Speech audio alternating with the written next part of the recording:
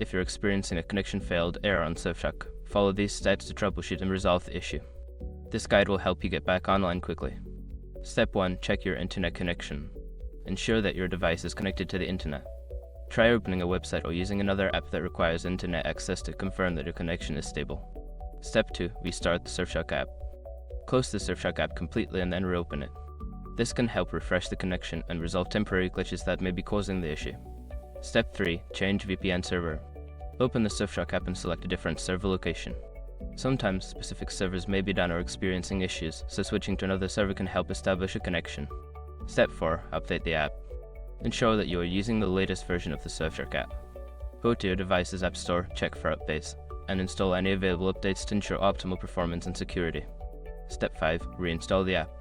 If the problem persists, uninstall the Surfshark app from your device and then reinstall it. This can help fix any corrupted files or settings that may be causing the connection failure. By following these steps, you should be able to resolve the connection failed issue on Surfshark.